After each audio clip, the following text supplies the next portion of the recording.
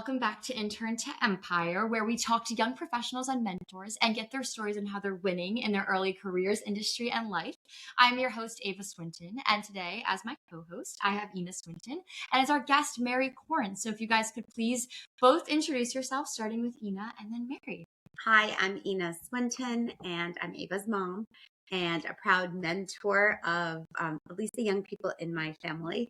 And also, of course, a lawyer, actor, writer, and a bunch of other things as well. And I am so excited to be here with Ava and also to have Mary Korn as our guest today. And Mary will introduce herself.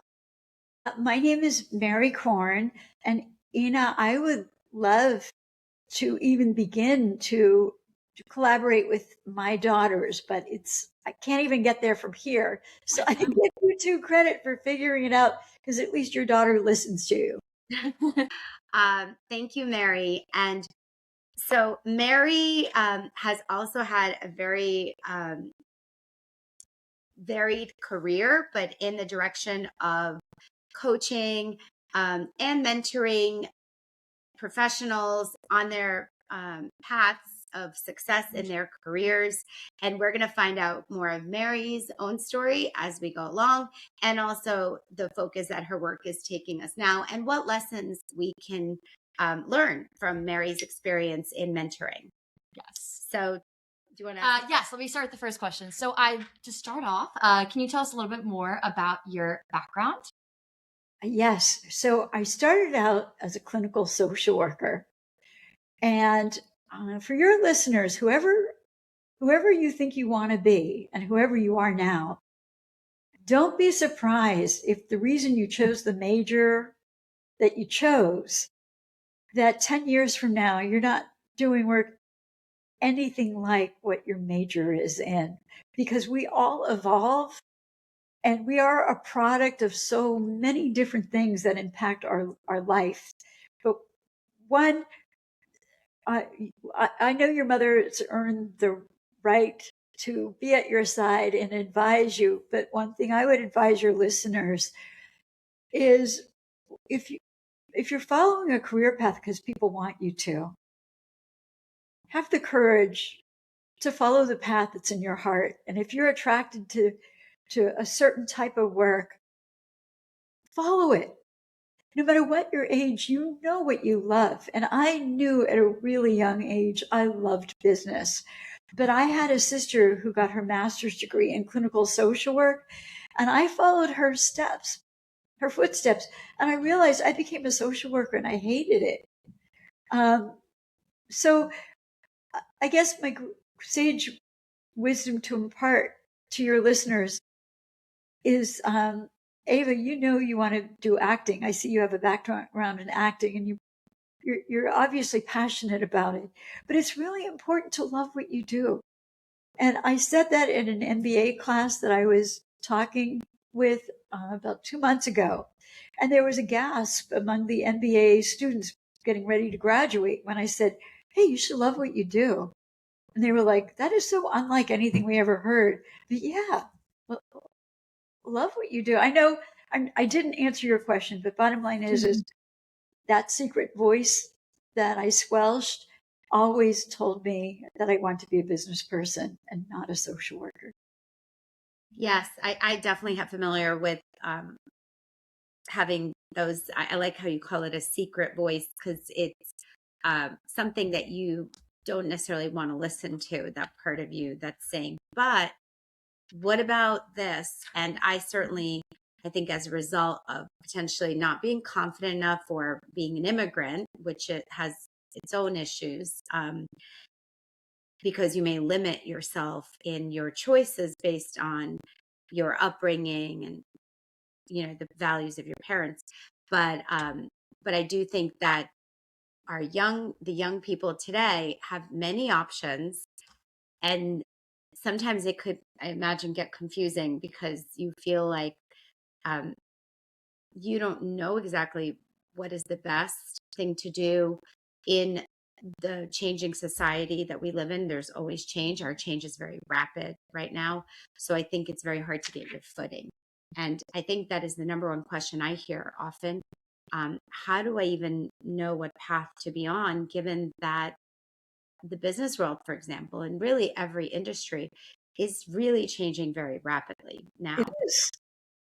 So that's, I think, an issue that perhaps other generations maybe had a little bit less to deal with because the rate of change was um, slower. Right. Um, but you ask a really good question is how do you know what it is? And by the way, I have a website, which is firetoinspire.com. And I have a workbook, a free workbook called Finding Your Life Purpose. And if it's my workbook, there are so many good books on it. One of them that you may have heard of, Ina, is The Artist's Way. It's one of my Yes, I know The Artist's Way. There was definitely, and it is a book I did years ago when I was making my transition from law to the arts. And it wasn't, I say transition, but I had always been in act. I mean, I had acted since I was 5 as well. Mhm. So I, had a more meandering path back to it. But I think it would have been helpful to do that book. The I think it's Julia Cameron is the author. I forget. yes, Yes. yeah. So that would have been a helpful book, I imagine, to do to the more at the beginning of my career than, once I'd already done some paths. So Mary, I'm sure your workbook, if it's something inspired by some of the career Totally. books, And maybe Find Your Rainbow, I think was another one. There was like some rainbow career book I remember from uh, one some of the time ago. things, so one of the things that oh my God, that book was because unlike most, I think I struggled for 46 years to find my path. I mean, I read your background, Ina, and you went to law, to management, career management in the theater, uh, but actually all of your skills kind of meld together because your legal background has been invaluable in terms of reading contracts. But the point that I'm getting to is her book is so fabulous because number one, there's all these great spiritual advisors talking about the importance of finding your path, finding your heart, finding your authentic self. But the other thing she said that was incredibly helpful is the belief that you should do morning pages. That means write longhand, I think 20 minutes a day for like 6 weeks, and not read what you wrote for up to 6 weeks. And then that will give you so many clues of what you like, what you don't like, and it's to complain and kvetch and look at who you're jealous of, because who you're jealous of tells you volumes about the work you want to do. How are you receiving this, Ava?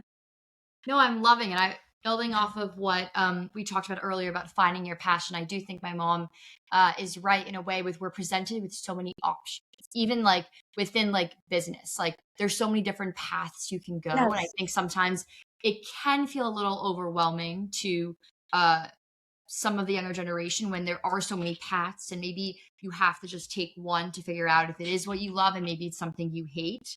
But I think the idea of there being so many paths and maybe it's more of an experimental process than one might think about like finding your fire and finding the love behind what you do. And Ava, I want to add to what you're saying, which is you might think what you're meant to do is over here, and it turns out to be over here, but you won't have wasted time because the more varied your skills are, the, the more you have to offer the world, the more unique it makes you. So your legal background, and I understand being a child of immigrants because I was too. So your legal background and your love of theater, I mean, how else could you be the woman you turned out to be and guide your two daughters because you have this incredible background? Yes. I mean, I think fundamentally when you're an artist, you also want to make art. So that's like, I think no amount of guiding others will really substitute for making also your own art and being, I think that's unique potentially to maybe acting or writing. So I think, you may love mentoring, but I think if your fundamental identity is as an artist, it's sort of hard to make peace with not actually doing. So I think that's something a lot of artists have to deal with, and potentially might be different than, a job where you're working for someone else, or even running your own company, because I think if you're put on earth to make art, you have to do it So, in whatever way you're doing it. so I'm glad you brought that up. And I see in your questions, you asked the question about Susan, who you met at her fashion show with, is it Rachel Antonoff? Yes, that one. Yes. So, like you, I grew up with an immigrant mother, and I learned early on I loved art. I loved it. And I remember in a very thick accent, she said, "You're going to starve," in a very thick Polish accent. "You're going to starve. You're going to be on the streets. You can't be an artist. You make nothing." And I swore that one day when I had kids, I would never say that, but what I would say is, if you want to be an actor, if you want to be a fashion designer, no business. Whatever you do, have a sense for business. And Ava, you've got that at your side. Yes. Well, my sister's actually the actress one, and I'm more on the business side and helping Yay! her produce her projects and working on my own. So I think it's nice to, again, like, I think helping Alexa through what I'm studying in college is really important. Like, as you know, like, it is very important to know business, and I think that our goal ultimately is like a family business is to help each other out, and everyone has different skills within. So I think it's very important to be multi-skilled.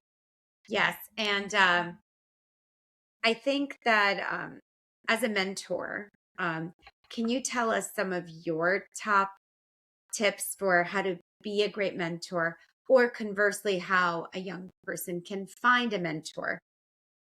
And I think mentors are important, picking up on what you just said. And I had the exact same experience where, it was clear that I loved the arts and had talent for the arts and the passion to work hard in it. But the same thing, I came here when I was 9. My parents were like really all about making sure you have safety before you have And survival. thriving and survival. So we were really, as a family, in survival mode, not much else. So when Same. I had children, I did the same thing you did, where I swore to myself I would never make them choose things to be good at or to pursue or to have lessons in that I might consider less practical, because I knew from my own experience that the less practical thing doesn't always um, will not necessarily even lead to success, because your true passion for hard work may lie in a different area. However, I would love to get some best practices for young people finding mentors, because maybe they don't have that guidance at home and people are stifling their searching, experimenting. Yeah.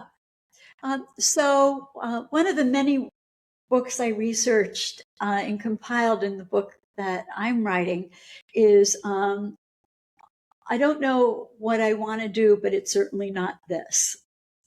And in the book, she talks about how maybe not you, Ava, because of who your mother is, but a lot of people grow up without having recognition and support and having a family that says you can do this. In fact, unfortunately, a lot of people come from toxic environments where nobody has the time to really give to their child. So, in answer to your question, the author of this particular book talks about create your own fan base, create your own team. If you don't have one, just create it. So the mentoring that I do is for women, small business owners. That's my expertise. And I always go with, what is your vision? What do you ultimately want to do? At some point when I started my business, which I started from being fired to building to 1,300 employees, I had a vision that the company would have at least 1,000 employees. And I had some great, very smart people that mentored me, and a lot of them are on my team. So I know this sounds really boring, but have a vision, be relentless in how big that vision could be. And especially if your vision is meant to help people. Somebody a quadriplegic man who had written disability law. His name is Jack Kemp. He worked for 4 different presidents writing disability law. And when I told him I want to start a business giving hiring priority to people with disabilities and people with barriers to work, his wisdom was so profound. He said, think really, really big, because the bigger you think, the more people you're going to touch. So, Ava, if your life's work is to offer quality coaching for people in the arts or theater, think really big. So, think big. We're not talking about business mentors. You're asking the general question about mentors. I would say start with your vision and be bold enough to reach out. And especially because, Ava, are you at Vanderbilt? Yes, I'm a freshman. The school is a plethora of opportunity to connecting to a who's who of who's doing whatever it is you want to do. And I would absolutely ask your school, it might be in your placement office, for recommendations of mentors and research them for the alignment with what your big vision is. Please, to all of your listeners, don't be afraid to have big, audacious goals. When I was coaching women business owners, it just shocked me how very few of them thought big. It's like they would be happy if they thought of $1 million business. You can be much more than that. Don't limit yourself. And so, to all the potential interns, start with a big, audacious vision. Be fearless and ask the school to connect you with informational interviews with people that you want. So, Ava, just off the top of your head, is there somebody doing the kind of work you think you want to do that's big, bold, and audacious that you'd want to reach out to? Well, so being big, bold, audacious is something that I strive to be, and I hope I'm taking steps towards that. So I'm very interested in, again, the business side of entertainment. And there was a speaker who was speaking at a conversation for mostly alumni of a Vanderbilt entertainment program. And I attended the program as a freshman undergrad, and there were me and maybe 3 other undergrads there as well, watching the conversation and watching the speech that was going on. And then after that conversation, I actually went up to one of the speakers who was speaking, and I said, hey, you mentioned you are looking for interns. You're looking for people to help out on the Vanderbilt campus for your company in Nashville. And I would love to do that. So I'm going to email you my resume, my details, and hopefully I can come and help your company and help you guys. And I've been interning there now since January. So it's been a very fun 3 months. But again, I love to make these, as you're saying, these big audacious goals, because might as well just like shoot for the stars. And if you land there, yes. And every stop along the way is an important stop. Do you have a vision of what, as Mary just said, because I think that's actually a great question for our listeners to answer for themselves. What would be your biggest version of what you're run like a multimedia like entertainment company, to own my own entertainment firm where I'm doing multiple different things, producing films, creating companies, like a huge management company, and it's run by me and my sister, my brother, and it's like a huge family company. That's my dream, to own my own big entertainment company. So you want like Succession, but not toxic. Exactly. I love it. I think it was on Instagram. I was scrolling through it yesterday, and I think it was Jamie Lee Curtis that it was at an award ceremony. And she asked all the women in the room to stand up. And these were the producers, the agents, anyone having to do with the industry, and the actors. And they all stood up, and I thought, I love it. I love it. Because for so long, especially women who were actors at the age of 40, the First Wives Club, they weren't even that old. They were like in their 40s. Goldie Hawn and Diane Keaton, right, Bette Midler. And I often thought, even then, when that movie came out, which is like 25 years ago, why don't they take control and become directors and actors and agents? And find their own writers and do their own projects. Ava, I like to think that the world has changed a lot. And it is. When I saw all the women stand up in the room to get awards for being in the film industry, I thought, maybe even 10 years ago that wouldn't have happened. That's interesting because I guess she didn't say all the women over 40 stand up or 50. No. I think 50 is the number that Tina Fey had mentioned, that was sort of the cliff that she was afraid of. Yeah. And that was and now she's, she then spoke about that it's okay. Of course, there are also a lot of tools that women have now that especially in Hollywood, Yeah. that keep them looking a little very, very young for many years. But it is true. There's like a youth culture focus, and Ava's on the good side of that, of course, because as a young person, you have different issues than someone who has come through. But in a way, being informed by what women on the other side of these decisions are telling you can help you make better decisions, I think, to learn from the women around you that have had to deal with a lot of setbacks. And can you tell us more about, you speak about being fired. So I'd love to hear more about that story. Like, what was that like and what happened? Okay. So Susan, who you met, and my daughter Janie were in high school getting ready to go to college. I was a single mother. And I was bored because I hadn't done the internal work to figure out or had the courage to do to live my passion. So I'd been on the job for 14 years. I made a lateral move. I'm Jewish. I worked for a chain of Christian nursing homes. And even during the job interview, I should have known everything from the job interview, but even from the job interview, they said, we pray to Jesus before every meeting. Is that okay? And I'm like, yeah, sure. The job was a disaster. It was meant to happen for a whole lot of reasons. But after 2 months, I was summoned into my boss's office with his corporate attorney next to him. And he said, people don't like you. You're not a fit and you're done. And so Ava, just remember this, whatever you do, don't operate out of fear, be bold. If your listeners walk away with anything, don't operate, even if you feel fear, be bold.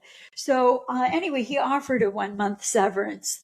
And I had known a lot of dirt underneath the carpet, and it was a Christian organization. And I'm not, please know, this is not about religion.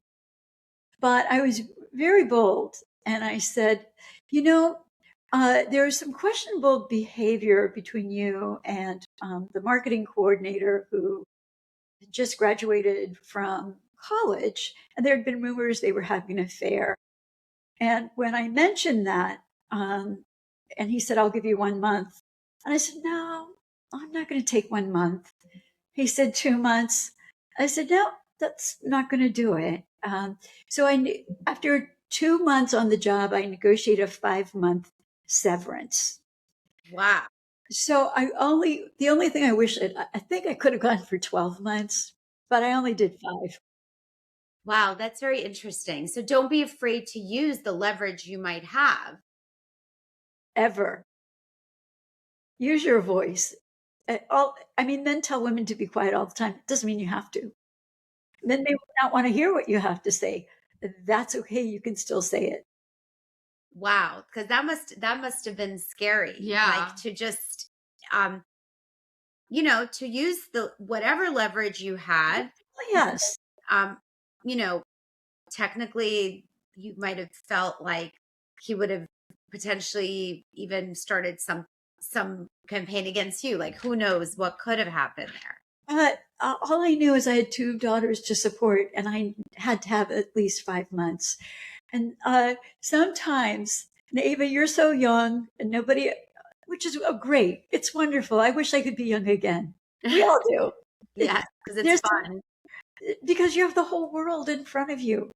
And I want to tell you, and I know your mother wants to tell you, the world is going to be glorious and wonderful, but it's not always going to be wonderful. And sometimes things happen that feel really, really bad. And like when I was fired, it felt devastating. It felt like the ground gave in underneath my feet. I did not know how I was going to support my kids.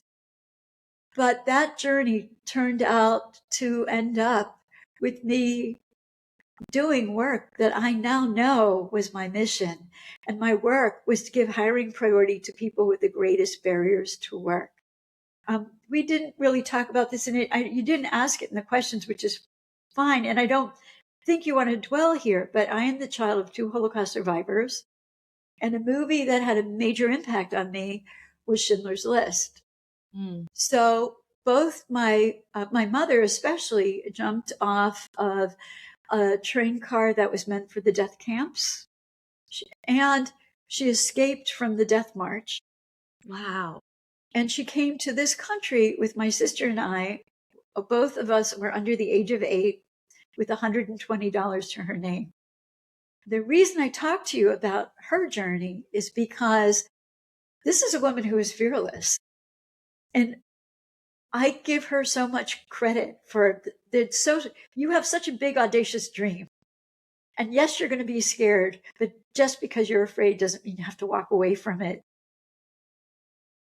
Also a granddaughter of a Holocaust survivor. Wow. So I love that story, and I think that my mom can also Of relate to the course. story of coming to the US, and I think that And I was 9, and Yeah. we also came, just my 2 parents and I think we had $300 because it was like Wow. double whatever. There were 2 people, but it was really the same thing. We had to build something from scratch here Yep, with nothing. some support, but pretty minimal. Yeah. From the community, which we were really fortunate to have because it was enough to at least get a start and an apartment. But it's definitely a different journey because Totally. my parents, we also came out of the persecution in the Soviet Union. Wow.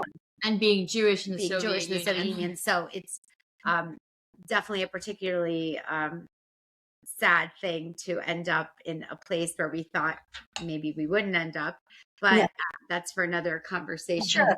So, so I think Ava's also had that perspective on, in a way, luck, which I think luck played a very Yes. role in survival. And I think it's very interesting when you think of luck being so important to something Just as life. important as survival, you then can extrapolate from that. And of course, understand that luck is something that always plays a role in your career journey as well. Right. But you have to, and in any journey you're going to have in life.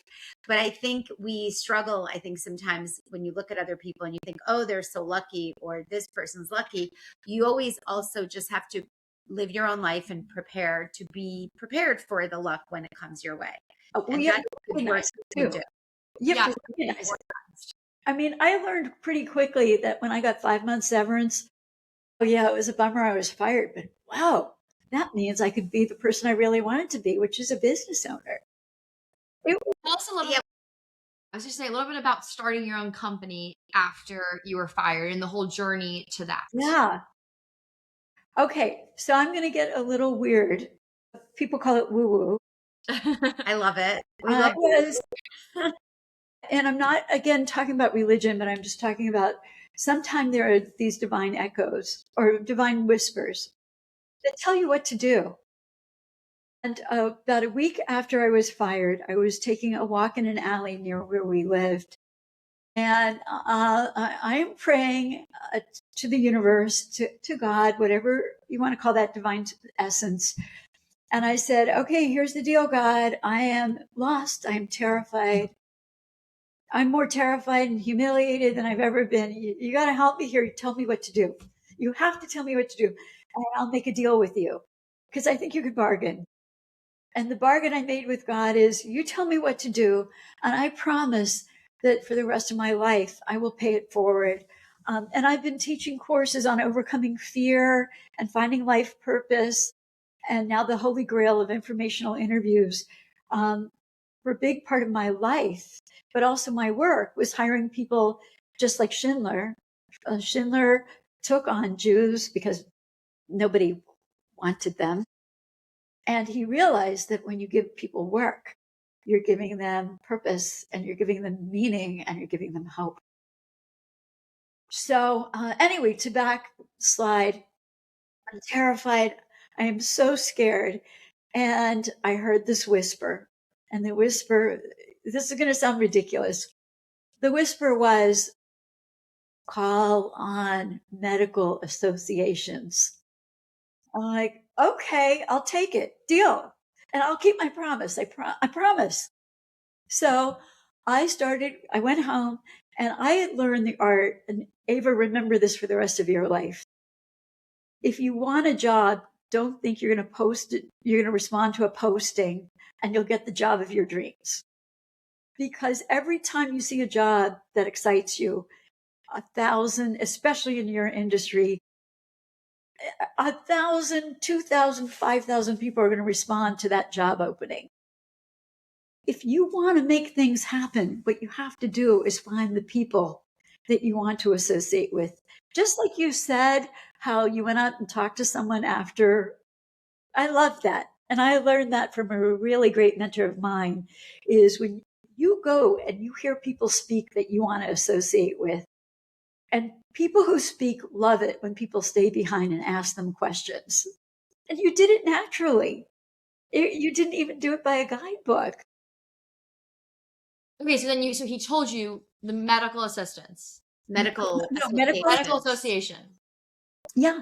So I made outbound cold calls to the CEOs of every medical association in the state of Ohio. And I had a very simple script.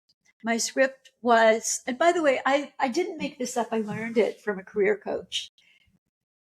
The message I left, and by the way, always use warm leads because people will return your calls. So use your mother's name, use friends of hers' names, use alumni from your college, from Vanderbilt. And the script was very simple. Hi, my name is Mary Korn. I'm calling because I'm trying to understand how to leverage my marketing, sales, and healthcare background in your industry. And I just want 15 to 20 minutes of your time. And you always try to get a meeting in person for a lot of reasons. And usually 9 times out of 10, they're going to give you much more than 20 minutes because, Ava, people love to talk about themselves. That's another good one. Yeah. My mom says that to me all the time. Say that. And the warmer the lead is, so it's a numbers game, just like everything else. Business is a numbers game. If you have a list of 10 people you call and they're warm leads, you have about a 60% chance of people calling you back and saying, okay, when do you want to meet? And by the way, LinkedIn is wonderful, and LinkedIn could avoid calls altogether, especially now making calls because people have their phones blocked because they don't like to take calls of people they don't know. But LinkedIn is a powerful, fabulous tool. But if you say, Tilda Swinton, she's a friend of my mother's.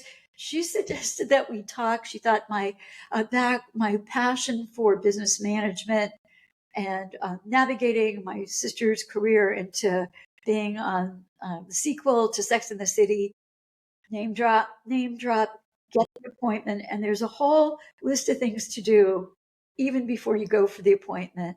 And I'll just summarize it. And this is all in my workbook that's free. Bottom line is you want to do as much research on the person you're meeting with as you possibly can. You want to know everything about them. You want to know that when they were in college, they did opera for fun. You want to know that when they were a kid, they had dreams of being a theater director. The more you know about the person and the business, you want to know both. You want to know every single detail about that business. You want to know who's on the board. You want to know that they were just divested. You want to know they're struggling with AI because their whole industry is going in AI, but they haven't. And because of that, they're losing critical clients. So that when you have that conversation, it's much more of a conversation. And you never say, I want a job to get the appointment. You can say it once you have it. And you never leave an informational interview without asking for names of other people to talk to. because suddenly you have another warm lead. Because you could Love you could it. say this person suggested that I talked to you, and now you have a warm lead, not a cold lead. So then did one of those calls to one of the medical associations in the state of Ohio just work, or what is the story? What is the next part of the story? Okay, so here I am, honestly looking at stop getting my nails done, stop getting my hair done professionally. Of course, I had to get rid of the cleaning lady. I Right. just had to. The Boy, worst thing. So sad. But a month later, I always left an informational interview with the next step. And a month later, I called because he said the CEO of this medical association said, call me back. I called. I didn't hear from him. 3 days later. Okay, so this is where luck meets opportunity and creating, because you can create your own luck, it's a numbers game. So 2 months after I was fired, I get a call from that same CEO, and he said, look, I don't have a job for you, but we are really hurting for dollars. We need sponsorship dollars. We need someone to make outbound calls to raise money for our association. And I tried to hire able-bodied people to do the job on a commission only. And the only one I could find who stayed on the job was a woman who was a quadriplegic. She hadn't walked. She hadn't had use of her arms or her legs in 10 years because she had MS. And at the time I was so new at the business, I went to her house in Cleveland, Ohio, and interviewed her. And by the time I left, her parents set up their dining room table. They cleared it off. And that woman raised $140,000 in sponsorships. This is a person who hadn't worked in 10 years. And I thought, oh, hey, I could keep doing this. So I started hiring more and more people with severe disabilities, people who are blind, people who are paraplegic, disabled vets. And this is where the God woo-woo thing comes in, or create your own luck. Out of the blue, I get a call saying, we have an $80,000 grant. We're not going to give it to you, but if you keep doing the work you're going to do, tell us what you need, we'll give it to you. And they said I had to write a business plan. And I wrote a business plan, and I grew the business to about 20 employees. But I had this big, audacious goal, which is, Ava, I love your big, audacious goal. I wish I had one when I was your age. You're so many steps ahead, and you're going to accomplish it. I have no doubt. I have no doubt. Yeah. Mm-hmm. And I might knock on your door in 10, 15 years and say, remember, you're now in charge of God only knows what it is. But I told you. But anyway, to make a long story short, I just had these words in my head say 1,000 employees. Don't stop till you're at 1,000 employees. But I wanted good jobs with good pay, good benefits for my employees. And I heard someone speak. And like I said, when you go listen to someone speak, always talk to the speaker. Always. You don't know where that conversation is going to go, but it won't hurt you. Mm-hmm. And they will be flattered, and you're not nudging. Wow. Loved that story. So let's see what happened when you spoke to a speaker that helped you stay with your vision of 1,000 employees, or what happened next? The speaker talked about government contracts. So, and by the way, believe it or not, Ava, there could be a space for you in government, because government, especially with overseas military, sometimes needs entertainment. So think of Bob Hope. Yes, yes. So I heard a speaker talk about government contracts and how they could be very large, which they are, and they could be very long, because both of you know as business people that when you get ready, your ultimate goal, Ava, is going to be to sell your business for billions. Yes. True. I like that goal. I love it too. And so I knew my goal, because I had some great mentors in my life, would be to build a business and sell, which I did. And I wanted to be very big and long-term contracts, because when you go to sell your business, they buy your contracts. So no matter what you do with your life, Ava, if you want to build a company that you may get an offer for multiple hundreds of millions, even when you're still young, because of the contracts you have. Ask your mother. She's a lawyer. That's true. They have value. They can be reduced to a value, the contract. And you could sell much sooner and start all over again and do it again. I like that. That's a really, that's actually a very probably underutilized plan for business people to look into the government contracts because they Totally. I guess this was in the news recently because was it Anthropic didn't want to Yes. do the government contract, and then right away we had someone else step up, of course. Of course. So that's an interesting issue of our time, the power of these government contracts. But the other thing no one talks about, and it's so frustrating to me, but I think it's changing, is when I always knew I wanted to sell my business. They always say there's a term, think of the end game first. And I would go to seminars where I would listen to speakers talk about how to prepare your business for sale. And I'd be the only white woman. I'd be the only woman in rooms of like 50 elderly gentlemen because very few women think they're going to build something of value, but Ava will. Right. That's interesting. And that was one of my questions. So you coach women with small business opportunities. Do you find this a similar set of issues across your clients? Like, are there issues unique to women in the workspace? And if you could just talk about some of those issues that women must get beyond. So for years, and I just gave this up because I want to get this book done, and this is a new chapter in my life. For years, I was incredibly involved with political lobbying, both federal in DC and in the state of Ohio, to have a woman-owned certification and empower and have it on a state level, and to make it more powerful on a federal level. And the reason for it is there is such massive disparities in terms of you look at the slate of women business owners and how much they make compared to male business owners. And men still run circles around women in terms of the average revenue per business owner, in terms of accessing contracts, which one thing the federal government had done, and I don't know if with this administration it's the same, but a lot of the success I had in government was because the government mandates that every federal agency has to have certain set asides for women business owners. That's interesting. It sounds like that's I'm sure at Vanderbilt, like it would be interesting to attend a talk about the government and sort of contracts and provide a business provider to the government. I find that interesting. It's one of, I have to tell you, if it weren't for my being a woman business owner in government, I don't know if I would have had the tremendous success that I had. But it's the one area that, because every agency got a report card on how they spent for minority businesses, that we had several federal contractors come to us and wanting us to team with them because they wanted the check mark of a woman-owned business on a contract.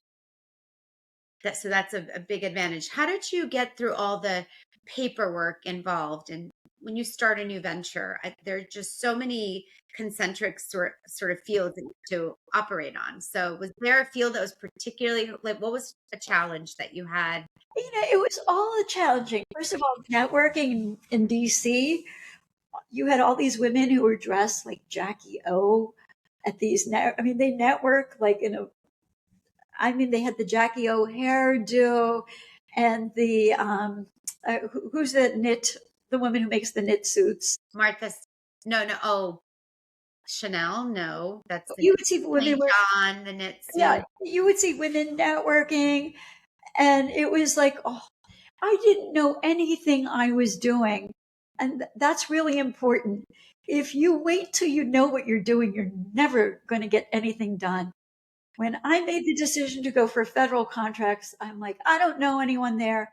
Doesn't matter. I'm going to go to these networking events. I am going to get inside the circle. I am just going to figure it out when I get there. I love that. don't analyze, don't overthink it. Just let your vision be your guide. And by the way, I don't know this woman personally, but Christina Aguilera, I once heard her interviewed, and she came from my hometown, Pittsburgh. Wow. And what I didn't know, I read this interview that I never forgot.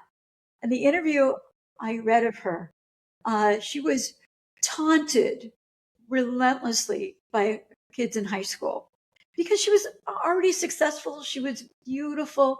They were jealous of her and they were really, really mean to her. And the interviewer said, how did you get through people trying to tear you down, trying to not want you to succeed? And she had a quote I never forgot. And the quote was, no matter what your dream is, no matter how many disappointments or setbacks, always let your vision be your guide. And she always had a vision. She would be the tremendous success. And I did too. I had a vision that it would be 1,000 employees, and I hit 1,300, and that's when I sold. Wow. I love I that love you exceeded your vision. I also loved the advice you gave that if you wait until you are you know what you're doing, you will never get anything done. And it's okay to not know, but at least you're trying and you're starting, you're taking steps to understand things. Because action has its own momentum, right? Like once you get, it's sort of like inertia. It's like the law of physics, right? You're in inertia. It's very hard to move into the action portion of it. So if you wait until everything is perfect, and you'll have a hard time moving forward because your inertia will always keep you back. So I love the idea that steps lead to other steps. Yeah. And you just have to believe that even if you don't know, you'll figure it out. Yeah. You've got enough on, you've got enough going for you that you'll figure it out. I think that's great guidance for Our viewers. people at the beginning of their careers as well. Or people at any step in their career. Well, definitely any step for sure. I think it's interesting because in a way I know women after they've been out of the workforce and I hate actually the term out of the workforce. That's actually my own personal pet peeve because I feel like you're always working. You're not like sitting around doing non-work. But I think women sometimes take on, extra responsibilities, obviously with kids, which if you think about it, you're doing a very important job for society, which is making new people to add to our society. So so I always feel like you're just sort of on this, the path is still happening. It just might be going in different directions. Yeah. But I love the idea that a young person, and I think especially now, I do hear a lot of anxiety about choices and what would be the optimal sort of path. And their truth is, even now with this rate of everything changing with AI and all these people, I don't want to say fear mongering, it might be realistic, but every day somebody writes something new, like all the entry level jobs are going to be eliminated because people at middle management don't necessarily want to have headcount. They want to be able to automate tasks. But then today I read an article talking about how the AI companies want you to think that because then their valuations go up. So it's actually fascinating how many different points of view you could have on the job market. And I imagine, Ava, you could tell me more about this because you're in it. What do you hear from your peers about the changes in the job market? I think it's tough because I have peers on very different sides of the job market. I have a lot of friends who pursue theater and acting, and I think they think that most of their jobs are rather safe for right now just because it's very hard to replace an incredible Broadway singer. It's very hard to replace someone who is captivating you via TV. But then I also have lots of friends who are like studying data science, computer science, something that can totally at one point be automated. So I think it's interesting. I'm like straight dab in the middle. I want to mix entertainment with business. And I think there are parts of the job market for me that can be taken over with the changing times. And then there's parts that just can't because it's part of intellectual capital. It's part of what can you do as a human that unfortunately robots and AI can't do. Fortunately, that robots and AI can't do. But I think peers I think it's a hard time for students. And I think that even, let's say now I'm a freshman, 4 years from now, who even knows where the job market will be compared to where it is right now. So I think it's ever changing. And I'm sure many of my peers have very different responses than even I might have. So I think it's very interesting. So, you know how we talked about fear holding people back? The other way to look at what's happening is, how could I use my unique interest and work alongside AI? Hmm. I mean, Ava, AI is going to be a huge help to you as you navigate communicating with your clients and prospects. You're going to, within seconds, you're going to be able to draft these phenomenal letters of getting your foot in the door that will synthesize all a person's work throughout their life. You're going to be able to do your path easier, faster, because you have all this data. It sounds like, what are some easy steps you can take when you have that fearful feeling? Let's say suddenly you're at a conference and you're about, you're, or even before, like, I think the most important thing is to get started, right? Or following up. Like, sometimes I have this feeling where I send out an email and I'm feeling very good about myself. And then actually, when the email comes back from the person, that's when I feel somehow like an avoidance. It's fascinating because I have an easy time doing the first thing. And then I actually sometimes, when I hear back from people, have more anxiety than when I first reach out to them. So I don't know if there's a name or category for that, but I almost like get afraid when people are interested. Well, that makes perfect sense, because if they're interested, it means you're going to have to do a lot more work. Yes, exactly. And But then I also feel like you might have to ask for things or, more things. And then you start thinking, I think that's a tendency that I sometimes have. Like, it's almost like when a path opens, that's when my fear comes up sometimes. But what are you afraid will happen? I don't know exactly, but I almost feel like Maybe it's sort of like the introvert extrovert part of me, I think, starts activating, where it's like I have an easy time opening something up, but then suddenly when I hear back from the person, or I start feeling like, oh, I don't know if I even, if I'll have too many things on my plate. If, like, it almost makes you more vulnerable, I think, to take that third email than the first, Yeah, I mean, I really understand that. I totally understand that. So I signed up for a service that I don't know if you know about. It's called Podmatch. So it's an automated matching service. So if you want to keep having, and by the way, this is a great way to network, but it's a Podmatch service where, as a host, you sign up for the service. It's only $32 a month, and you put in the criteria of who you want to interview.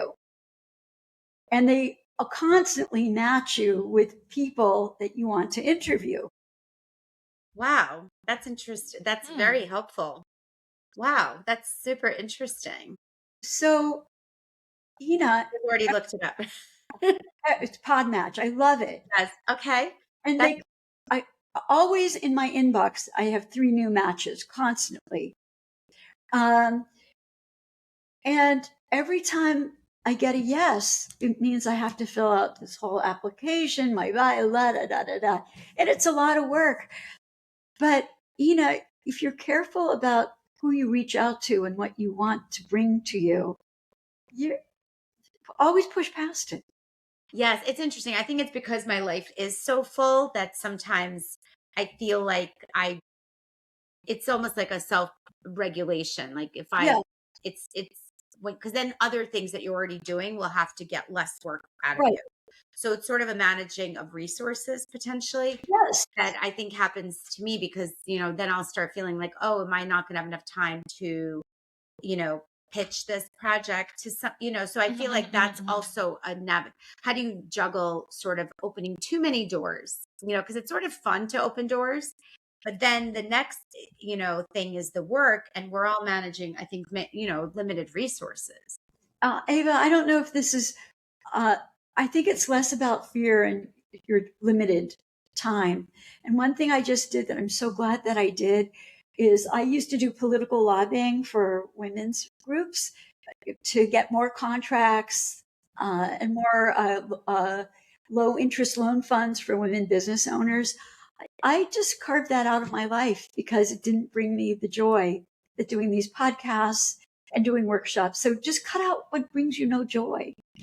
Ava, you can't do that yet. Yeah, you have to bring things I'm in gonna so try. you can I'm gonna evaluate try a lot them. of things to figure out what brings me joy and what doesn't, and figuring out. I think that's the best way when people are like, "How do you know what you want to go into?" I'm like, I don't know what I want to go into, but I can keep on trying a variety of different things and then Yes. check things off the list of things I do not like. So Yes. I think it helps narrow down your list of possibilities. And I would add in one thing. Sometimes it takes doing work in something you're trying to actually see if you like it. So the more Yes. of yourself that you give to something, the more you'll see whether you like it. So, because it's like chicken egg, like you might like it more the harder you work in something. Right. Because it brings you more reward. So I think that sometimes people will do a light trying of something and they'll be like, oh, it's not. But in the end, the reason to manage sort of what your energy is going to is also to really give something a chance. You do have to work at it. Totally. The only other comment I want to make is there's no wrong move, because even if you end up doing something you don't like, whatever you do, you'll take away something that will help you where you go. You can't make a wrong mistake. There's no wrong answer. I love that. There's no wrong answer. So your daughter, how we met, is in fashion, and Yeah. she took this exciting path for her. Yeah. I wanted to ask you, what is your mentoring? What did your relationship help her make her career choices, and how active have you been in some of these choices?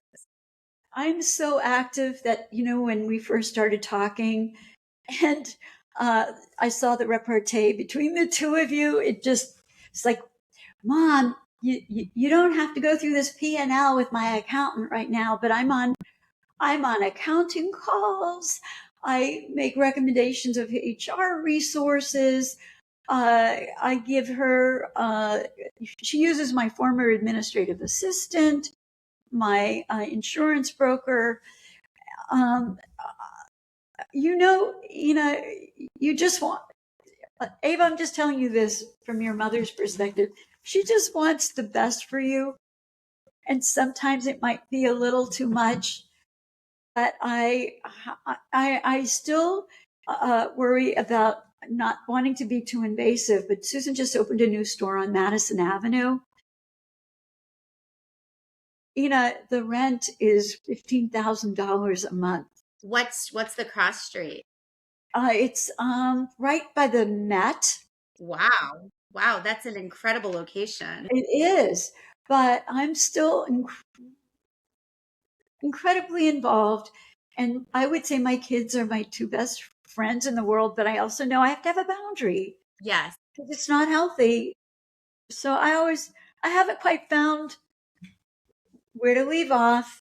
Right. And I try to back off sometimes because I don't want to be too overbearing, but I'm sure they would tell you sometimes I am.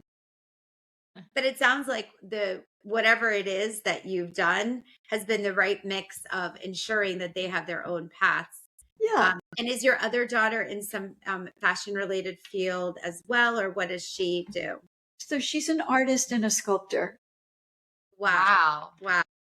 So they're both in the arts and they both know P&Ls and managing taxes and business, because my mother's voice echoed through me, which is, if you're going to do this, no business. I love that. So for our viewers who are pursuing the arts, I think you cannot be an artist without knowing how to survive. And business helps you survive because it adds value in a form that people understand. It's not a dirty word. It's a good word. It's a good word. Business is a good word. See, and you're on that path. And maybe we can we'll think of some more questions for Mary, because I think you could be our expert sort of career path, business path mentor.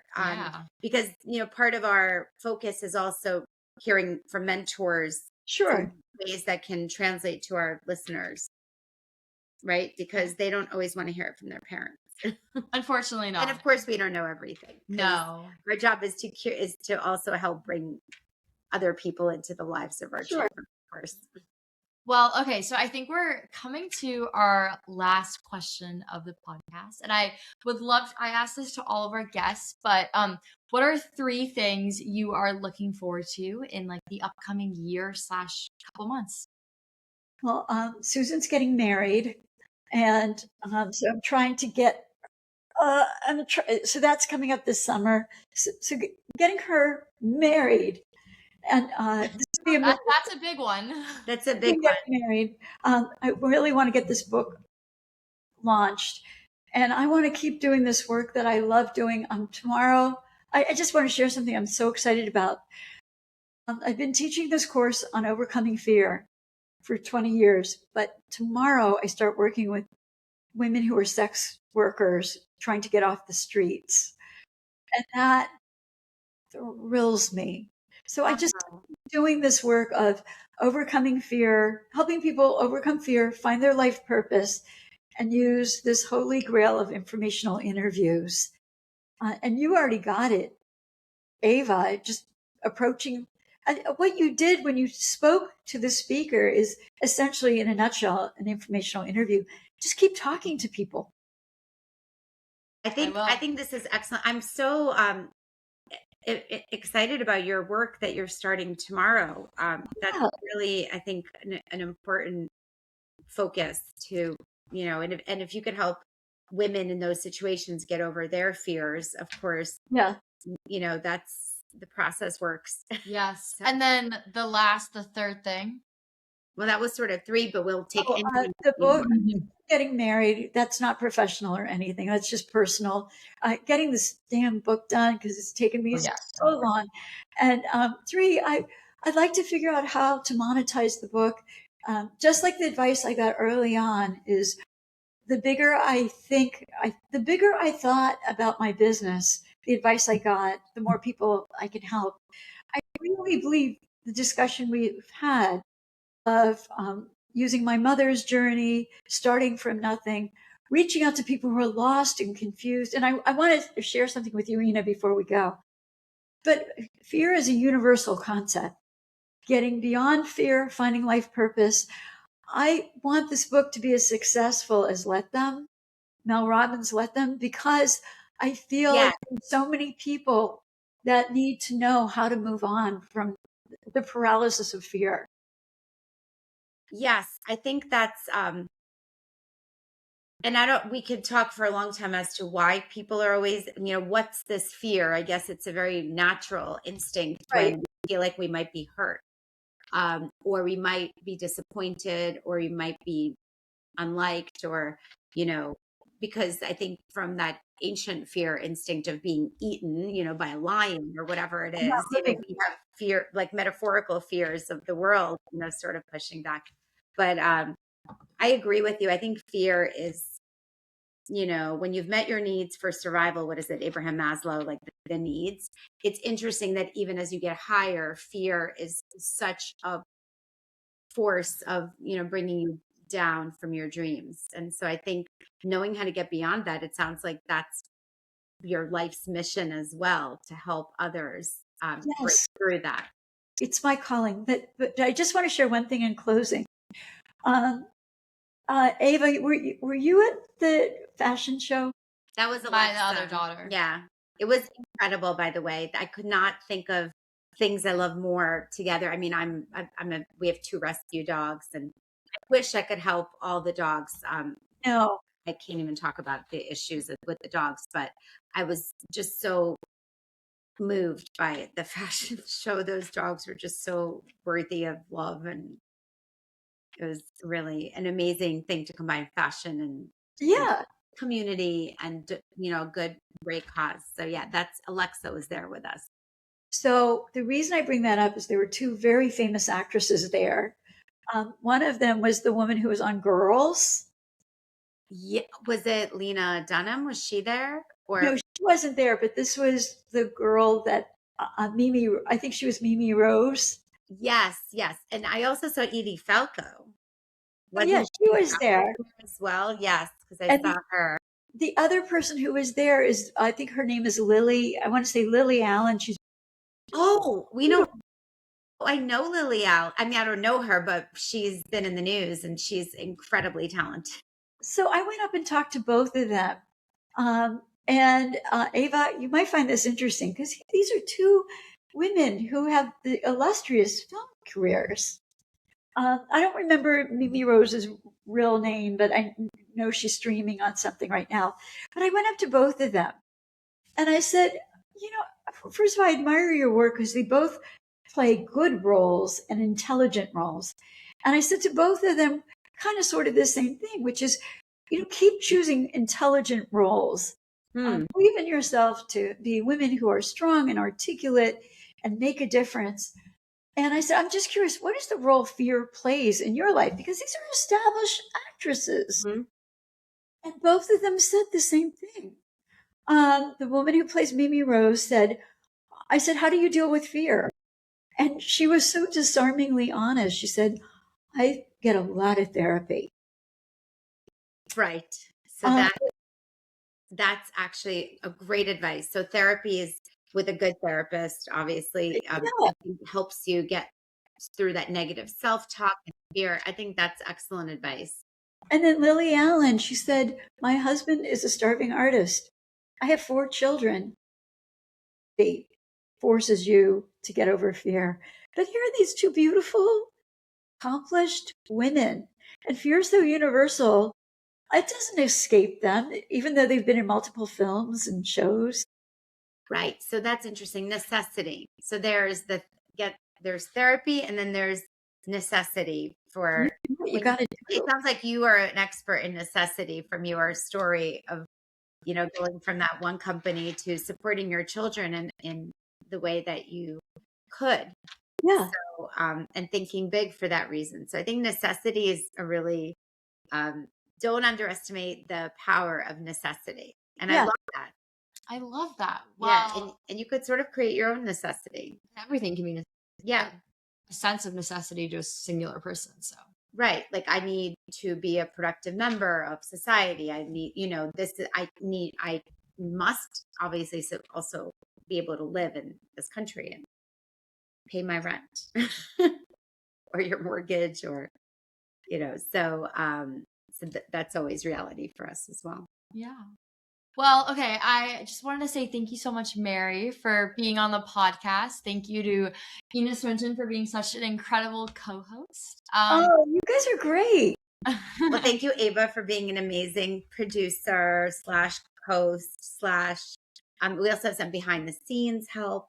Shout out to our team. To our team behind the scenes. Yes. But this is episode 18, and I just want to thank all the viewers and the entire team behind the podcast. Yes, and especially a great thank you to Mary, who actually, if we need to write a book of the, we'll promote your book for sure, because I think that I want to do the workbook as well. Yes, of course. I think we should do the workbook. We should do the workbook together. They're free. Just give me advice on how to make it better. If you do. Absolutely. We would love to. And if any of our guests want to do the workbook, we can do a little workbook session. Workshop. Yeah. Thank you guys so much for tuning in to episode 18. And thank you, Tina. Thank you, Mary.